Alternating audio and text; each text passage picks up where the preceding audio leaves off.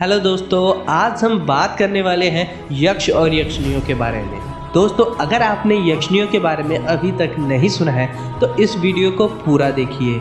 इस वीडियो में हम डिटेल में चर्चा करने वाले हैं यक्षिणियों और यक्षिणियों की शक्तियों के बारे में, और यक्षिणियाँ कितने प्रकार की होती हैं और यक्षिणियों की साधना से क्या क्या होता है।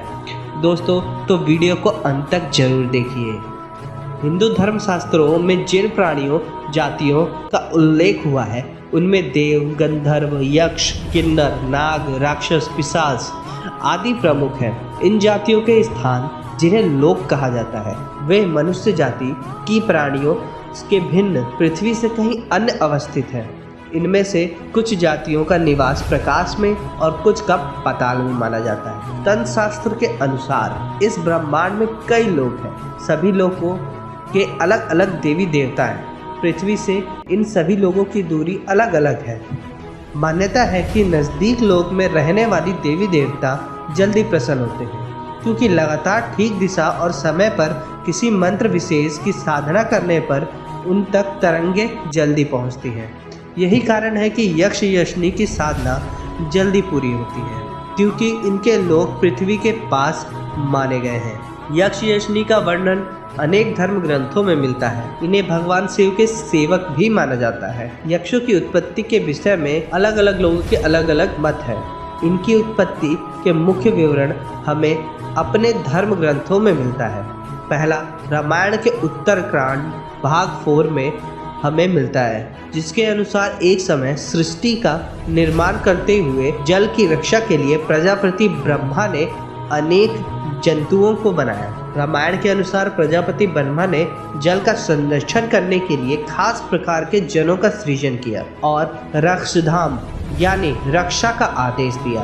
उनमें से कुछ ने कहा रक्षाम और कुछ बोल उठे यक्षाम। पहले वाला जिसने रक्षाम कहा वे राक्षस कहलाए। दूसरा वर्ग जिसने यक्षाम कहा वो यक्ष कहलाए। पुराणों के अनुसार भगवान विष्णु के नाभि कमल से अभिभूत चतुर्मुखी प्रजापति ब्रह्मा की उत्पत्ति हुई थी। फिर ब्रह्मा के 17 पुत्र और एक पुत्री शतरूपा का जन्म हुआ।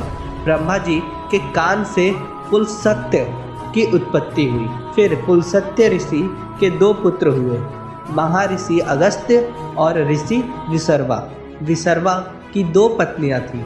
एक थी राक्षस सुमावली एवं राक्षसी ताड़का की पुत्री कैकसी, जिसे रावण कुंभकर्ण उत्पन्न हुए, और दूसरी थी इडविडा, जिससे कुबेर और विभीषण उत्पन्न हुए। इडविडा से ही यक्षों के स्वामी कुबेर की उत्पत्ति हुई थी। यक्षों के राजा कुबेर धन के स्वामी हैं। पहले से ही यक्षों के 2 रूपों की कल्पना की गई है। एक तो लोक मंगलकारी अद्भुत नयन मनोहर रूप की कल्पना है, पर दूसरे में यक्ष बड़ी बड़ी आँखों वाले और विवृत मुख, बड़े पैरों वाले और भयंकर देह वाले माने गए हैं। यक्षों की ही भांति यक्षिणियाँ भी बहुत शक्तिशाली और सुंदर रूप वाली मानी गई हैं। इसलिए लक्ष्मी, एकानसा जैसी देवियाँ अथवा ताड़का जैसी मायाविनी स्त्रियाँ यक्षिणी कही गई हैं। विकृत रूप वाले यक्षों को हास्य का भी आलंबन माना गया है। यक्षों के मंदिर या थानों को यक्ष यतन और यक्ष स्थान कहा जाता है। इसके राजा यक्ष राज कुबेर हैं, जो धन के स्वामी हैं। ये कुबेर रावण के भी भाई हैं। धर्म ग्रंथों के अनुसार यक्ष यक्षिणियों के पास रहस्यमयी ताकत होती है। यक्षिणियाँ भी मनुष्यतर जाति के प्राणी होती हैं। ये यक्ष जाति के पुरुषों की पत्नियां हैं और इनमें विभिन्न प्रकार की शक्तियां सम्माहित मानी जाती हैं। विभिन्न नामनीकरण यक्षिणियाँ विभिन्न शक्तियों से संपन्न होती हैं, ऐसे तांत्रिकों की मान्यता है। अतः विभिन्न कार्यों की सिद्धि और विभिन्न अभिलाषा की पूर्ति के लिए तंत्र शास्त्रियों द्वारा विभिन्न यक्षिणियों की साधना की क्रियाओं का भी आविष्कार किया गया है। यक्ष जाति चूँकि चिरंजीवी होती हैं, अतः यक्षिणियाँ भी प्रारंभिक काल से अब तक विद्यमान हैं, और वे जिस साधक पर प्रसन्न हो जाती हैं उसे अभिलषित वर और वस्तु प्रदान करती हैं।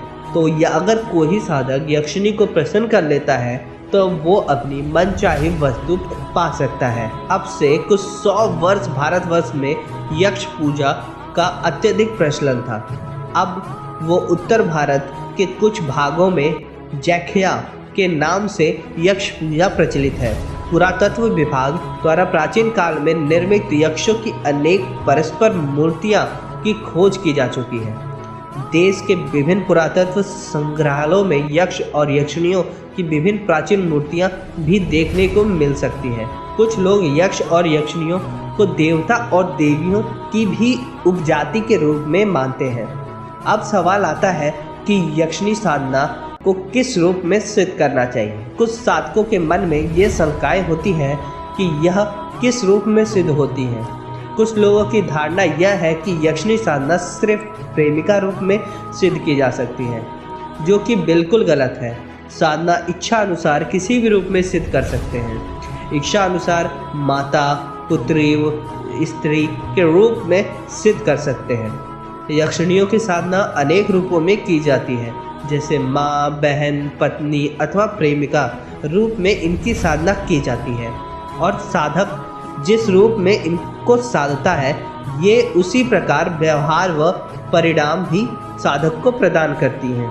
माँ के रूप में साधने पर वह ममतामयी होकर साधक का सभी प्रकार से पुत्रवत पालन करती है, तो बहन के रूप में साधने पर वो भावनामय होकर सहयोगात्मक रूप से उनका साथ देती है, और पत्नी और प्रेमिका के रूप में साधने पर उस साधक को उससे अनेक सुख प्राप्त होते हैं, किंतु उसे अपनी पत्नी या संतान से दूर जाना पड़ता है। उड़ीस तंत्र में जिक्र मिलता है कि इसको किसी भी रूप में सिद्ध किया जा सकता है। तो आइए हम जानते हैं कि यक्षिणियों के कुछ प्रमुख प्रकार कौन कौन से हैं। मुख्य रूप से 8 यक्षिणियाँ होती हैं प्रमुख। जिस तरह धर्म ग्रंथों में 33 देवता बताए गए हैं, उसी तरह 64 यक्ष यक्षिणियाँ भी होती हैं। इनमें से निम्न 8 यक्षिणियाँ प्रमुख मानी जाती हैं। आइए जानते हैं इनके नाम और किस यक्षिणी की साधना करने से क्या फल मिलता है। नंबर 1, सुर सुंदरी यक्षिणी। यह यक्षिणी सिद्ध होने के बाद साधक को ऐश्वर्य, धन, संपत्ति आदि प्रदान करती है। नंबर 2, मनोहारिणी यक्षिणी। यह यक्षिणी सिद्ध होने पर साधक के व्यक्तित्व को ऐसा सम्मोहक बना देती है कि हर व्यक्ति उसके सम्मोहन में बंध जाता है। नंबर 3, कनकावती यक्षिणी। कनकावती यक्षिणी को सिद्ध करने पर साधक को तेजस्विता आ जाती है।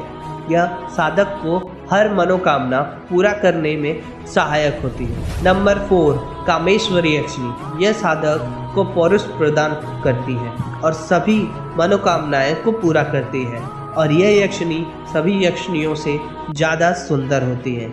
नंबर 5, रीति प्रिया यक्षिणी। साधक और साधिका यदि सहमित होकर इस साधना को संपन्न कर ले तो निश्चय ही उन्हें कामदेव और रीति के समान सौंदर्य मिलता है। नंबर 6, पचमणी यक्षिणी। यह अनेक साधक को आत्मविश्वास व स्थिरता प्रदान करती है और हमेशा उसे मानसिक बल प्रदान करती हुई उत्पत्ति की ओर अग्रसर करती है। नंबर 7, नटी यक्षिणी। नटी यक्षिणी को विश्वामित्र ने भी सिद्ध किया था। यह अपने साधक को पूर्ण रूप से सुरक्षा करती है। नंबर 8, अनुरागिणी यक्षिणी। साधक पर प्रसन्न होने पर उसे नित्य धन, मान, यक्ष आदि प्रदान करती है, और यह यक्षिणी साधक की इच्छा होने के अनुसार उसका सहायता करती है। तो दोस्तों, ये थी एक डिटेल वीडियो यक्षिणी के बारे में। तो दोस्तों, इस वीडियो को देख के आपको ज़रूरी कुछ ना कुछ नॉलेज मिली होगी। तो दोस्तों, अगर ये वीडियो अच्छी लगी हो तो वीडियो को लाइक कर दें, और अगर आपने हमारे चैनल को सब्सक्राइब नहीं किया है तो ऐसे ही इंटरेस्टिंग वीडियो के लिए हमारे चैनल को सब्सक्राइब करके बेल आइकन को ऑन कर लें। दोस्तों, अगर आपकी कोई भी राय हो तो कमेंट सेक्शन में कमेंट करना ना भूलें। Thank you.